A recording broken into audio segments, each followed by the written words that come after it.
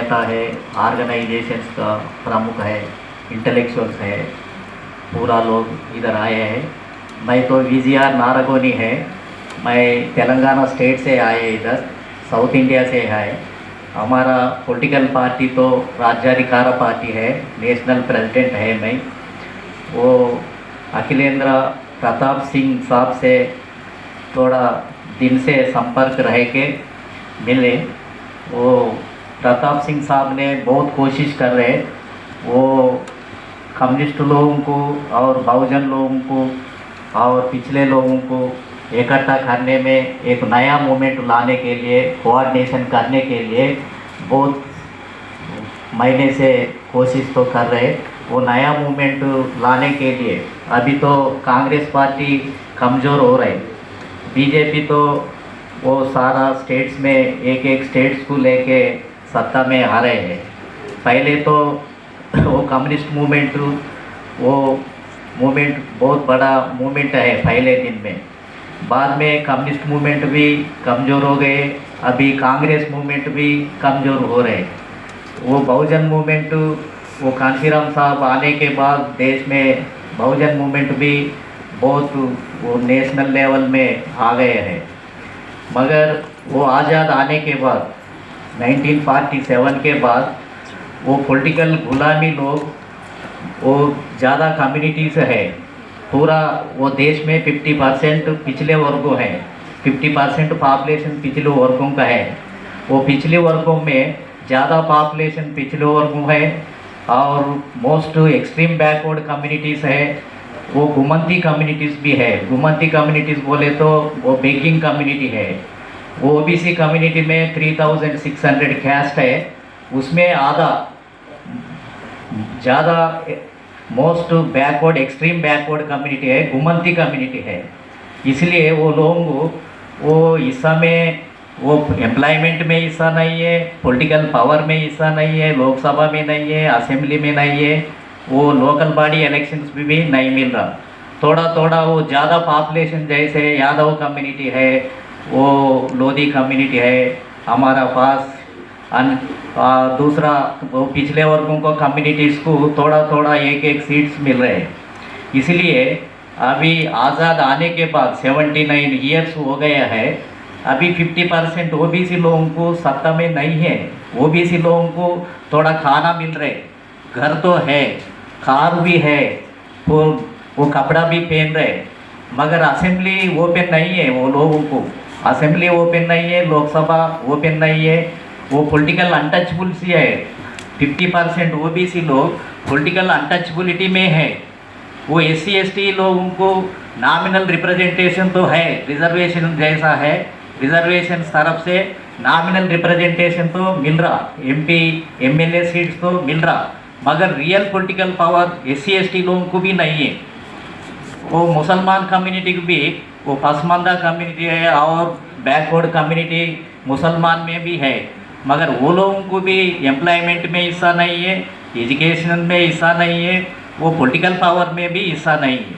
वो महिला लोग भी 50% रहता देश में, महिला लोगों को भी इस पॉलिटिकल हिस्सा नहीं है। थोड़ा एक एक सीट उधर एक इधर एक सीट दे रहे वो पॉलिटिकल पार्टी।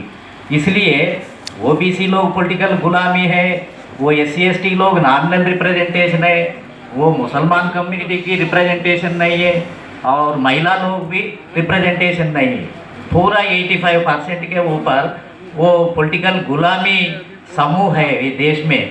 इसलिए बाद में 1964 के बाद वो राम मनोहर लोहिया विचारधारा से थोड़ा इकट्ठा, ये नॉर्थ इंडिया में पूरा पिछले वर्गों इकट्ठा होने के वो मौका मिले। बाद में 1967 में वो बिहार में फर्स्ट कोएलिशन गवर्नमेंट आ गया है। बाद में वो जयप्रकाश नारायण, जगजीवन राम तरफ से वो लोहिया विचारधारा से वो पूरा एंटी रिजर्वेशन के लिए जनता पार्टी की फॉर्मेशन किया। जनता पार्टी फॉर्मेशन होने के बाद नॉर्थ इंडिया में थोड़ा डेमोक्रेटिक मूवमेंट आ गया है। वो डेमोक्रेटिक मूवमेंट आने के बाद वो कांग्रेस पार्टी वो डिफीटेड हो गए। इसलिए वो नॉर्थ इंडिया में थोड़ा लोगों को मुलायम सिंह यादव, कर्पूरी ठाकुर, बाद में लालू प्रसाद यादव, ऐसा पिछले वर्गों को थोड़ा सीएम और थोड़ा एमपी सीट्स, थोड़ा एमएलए सीट्स ज़्यादा मिलने के लिए मौका आए। इसलिए जनता पार्टी फ्लेक्सिबिलिटी से थोड़ा नॉर्थ इंडिया में रिप्रेजेंटेशन ज़्यादा लोगों को देने को मौका मिला। बाद में और वीपी सिंह 1989 में जनता दल फॉर्मेशन, पहले मोर्चा जनमोर्चा जैसे आ गए, बाद में जनता दल को आ गए। जनता दल भी वो मंडल कमीशन को इम्प्लीमेंटेशन किया वीपी सिंह ने। वो मंडल कमीशन इम्प्लीमेंटेशन होने के बाद देश में वो डेमोक्रेटिक फोर्सेस वो इकट्ठा होने को मौका मिले। वो बीजेपी वो मंडल कमीशन को पीछे से वो अपोजिट करे, कांग्रेस भी मंडल कमीशन के खिलाफ वो एंटी रिजर्वेशन मूवमेंट में शामिल हुआ। बीजेपी वो कांग्रेस दोनों भी मंडल कमीशन को एंटी कर लिए। बाद में वो कांशीराम साहब का मूवमेंट भी आ गए, देश में नया मूवमेंट आ गए हैं। वो कांशीराम साहब मुलायम सिंह मिलने के बाद यूपी में वो संकीर्ण प्रभुत्व आ गए। यूपी में 1993 में वो कोलिशन गवर्नमेंट आ गए, मुलायम सिंह सीएम हो गए। बाहर से बीएसपी सपोर्ट करके मुलायम को सीएम बना दिए। इसलिए ये मूवमेंट भी नॉर्थ इंडिया में बहुत चर्चा हो गए हैं। इसलिए वीपी सिंह का डेमोक्रेटिक मूवमेंट, बाद में कांशीराम साहब का मूवमेंट थोड़ा फ्लेक्सिबिलिटी दिए, वो पिछले वर्गों और दलित लोगों में कॉन्फिडेंस आ गए हैं। इसलिए ऐसा मूवमेंट नॉर्थ इंडिया में आ गया। मगर वो नॉर्थ इंडिया में ऐसा मूवमेंट आने के बाद कम्युनिस्ट पार्टी भी पहले वो 1952 में ज़्यादा रिप्रेजेंटेशन है। पहले वो opposition, main opposition party communist party है 1952 से थोड़ा वो 64 तक ऐसा है। बाद में ये भी वीक हो गए। बाद में जनता पार्टी पीरियड में वो सीपीएम पार्टी बाहर से सपोर्ट दिया जनता पार्टी की, इसलिए बंगाल त्रिपुरा में सत्ता में आ गया। वो सत्ता आने के लिए मौका मिले। जनता दल टाइम में भी सीपीएम वो त्रिपुरा, बंगाल, थोड़ा केरला में रिप्रेजेंटेशन लेके वो सत्ता में है। मगर बाद में कांशीराम साहब यूपी में आने के बाद वो दलित वोट बैंक को कांग्रेस से निकाल दिया। वो 1993 में कांशीराम साहब वो यूपी में दलित वोट बैंक को कांग्रेस से निकाल दिया, पूरा उन्होंने लेके गए। इसलिए Congress party first time defeat हो गए यूपी में, बड़ा स्टेट है देश में, इसलिए कांग्रेस पार्टी उधर हार गए। बाद में सेंट्रल में कांग्रेस पार्टी वो सत्ता आने के लिए बहुत मुश्किल है। वो संकीर्ण प्रभुत्व coalition government, Congress party coalition government शुरू करे। वो इंडिया कूटमी, इंडिया फ्रंट जैसे अभी 24 पार्टीज है कांग्रेस तरफ से, एनडीए भी 2022 पॉलिटिकल पार्टी कूटमी है, एनडीए एंड इंडिया कूटमी है। ये अभी संकीर्ण मूवमेंट क्यों आए? कांशीराम जैसे कांशीराम तो दलित वोट बैंक को निकाल दिया, इसलिए मोनोपली, कांग्रेस मोनोपलिज्म डाउन हो गए। अभी ये कांग्रेस पार्टी भी थोड़ा 2-3 स्टेट के अंदर है, 2-3 स्टेट के लिमिट है। वो बाकी का पूरा कांग्रेस पार्टी वीक हो गए, वो कम्युनिस्ट पार्टी भी वीक हो गए। वो कम्युनिस्ट पार्टी अभी तो सीपीएम वो बंगाल में हार गए, त्रिपुरा में हार गए, अभी केरला में भी बहुत वीक हो गए। कम्युनिस्ट मूवमेंट भी बहुत वीक हो गए।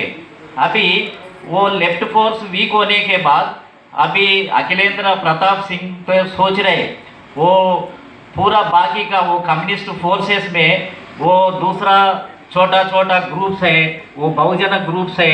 वो कांशीराम साहब मरने के बाद भी बहुजन मूवमेंट तो थोड़ा क्राइसिस में है। ये टाइम में एक कांग्रेस को बीजेपी की आल्टरनेटिव एक पॉलिटिकल फ्रंट, पुराना टाइम में सोशलिस्ट पार्टी क्या रोल किया, राम मनोहर लोहिया, वीपी सिंह कैसा किया, अभी वो टाइम आ गया है। अभी स्पेस है, वो कांग्रेस को खत्म हो रहे, वो वोट बैंक को हम लेना है। हम नहीं लिए तो बीजेपी के साथ जा रहे। वो कम्युनिस्ट बंगाल में, त्रिपुरा में वो कम्युनिस्ट वोट बैंक को बीजेपी के साथ चले जा रहा, और नॉर्थ इंडिया में भी ऐसा बीजेपी की थोड़ा वोट बैंक जा रहे। क्यों? वो communist movement, democratic communist forces वो ज़्यादा पावरफुल नहीं है, इसलिए उधर जा रहा। हम पावरफुल है तो बहुजन लोगों को, कम्युनिस्ट फोर्सेस को और दलित फोर्सेस को इकट्ठा करके एक नया रूप से एक अच्छा स्ट्रेटजी बनाए तो वो नॉर्थ इंडिया में वो जनता पार्टी, जनता दल जैसे और एक मूवमेंट आने को अभी मौका है।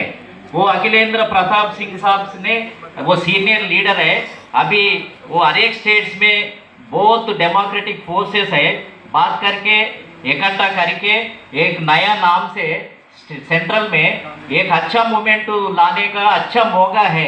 ये यूज करे तो वो देश में परिवर्तन आने के लिए अच्छा मौका आ जाता। इसलिए राम मनोहर लोहिया का, वीपी सिंह का, कांशी राम साहब का ऐसा वो नेतृत्व विचारधारा थोड़ा लेके अभी कम्युनिस्ट फोर्सेस में, कम्युनिस्ट तो वो अच्छा थीरी है मगर इंटरप्रिटेशन में, इंडिया में इंटरप्रिटेशन करने के लिए नया है। वो सीपीआई सीपीएम फेल हो गए, वो नेशनल पार्टी जैसे रूप में वो चले गए, वो अभी नेशनल पार्टी नहीं है वो। इसलिए वो कम्युनिस्ट थीरी को अच्छा इंटरप्रिटेशन करना, पिछले वर्गों को करना, दलित लोगों को करना, वो अपर कास्ट में भी थोड़ा पावर्टी लाइन पीपुल भी है, वो लोगों को भी इकट्ठा करना है। इंटरप्रिटेशन अच्छा करे तो वो लोहिया, कांशीराम, अंबेडकर ऐसा थीरी, वीपी सिंह ऐसा व्यूज लेके अभी नया एक थीरी बना के वो बीजेपी के आल्टरनेटिव में एक बड़ा मूवमेंट लाया तो अच्छा मूवमेंट देश में हो जाता। हर एक कम्युनिटी को, हर एक रिलीजियस कम्युनल को वो हिस्सा मिलना चाहिए। वो संख्या, वो पॉपुलेशन जैसा पॉपुलेशन एज पर पॉपुलेशन के बारे में हिस्सा मिलना चाहिए। अभी तो 85% वो हिस्सा नहीं है। थोड़ा लोग, वो लोग देश का रूलिंग कर रहे, ये गुलामी है। पिछले वर्गों तो काम बहुत कर रहे, पब्लिक सेक्टर भी फेल हो गए। पब्लिक सेक्टर में 2% का एम्प्लॉयमेंट है, बाकी का 98% प्राइवेट सेक्टर दे रहे।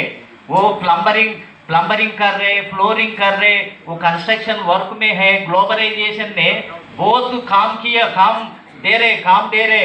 हमारा तेलंगाना है, वो कारपोरेट सेक्टर जैसे डेवलपमेंट हो रहा। Telangana state, Hyderabad state, Telangana state को उत्तराखंड से आ रहा काम के लिए, बिहार से आ रहा, उड़ीसा से आ रहा, यूपी से आ रहा, छत्तीसगढ़ से आ रहा, पूरा लोगों को काम दे रहे हैं तेलंगाना स्टेट। क्यों बोले तो वो कारपोरेट सेक्टर, वो ग्लोबलाइजेशन का फ्रूट्स उधर डेवलपमेंट हो गए हैं। वो बंगाल में ज्योति बासु 24 इयर्स रूलिंग करे मगर वो दिवाला हो गए, वो स्टेट पूरा दिवाला हो गए। बंगाल से लेबर हमारा तेलंगाना स्टेट को आ रहे, उधर काम नहीं मिल रहा। वो 24 इयर्स के बाद भी, वो कम्युनिस्ट रूलिंग के बाद भी ऐसा हालत हुआ तो वो कम्युनिज्म को इंटरप्रिटेशन अच्छा नहीं करे वो लोग, वो मार्क्सिज्म को इंटरप्रिटेशन अच्छा नहीं करे वो लोगों को। उधर भद्रलोक समाज है, वो बंगाली बाबू बोलते, वो लोगों के हाथ में सत्ता है। वो जवाहरलाल नेहरू टाइम में भी वो स्वर्ण युग है, वो बंगाल बाबू को और थोड़ा अपर कास्ट लोगों को स्वर्ण युग है। पूरा अपर कास्ट का सीएम है इधर नॉर्थ इंडिया में। जनता पार्टी, जनता दल आने के बाद थोड़ा लिबरलाइज हो गया है, थोड़ा ओबीसी लोगों को, दलित लोगों को हिस्सा मिलने का मौका मिले।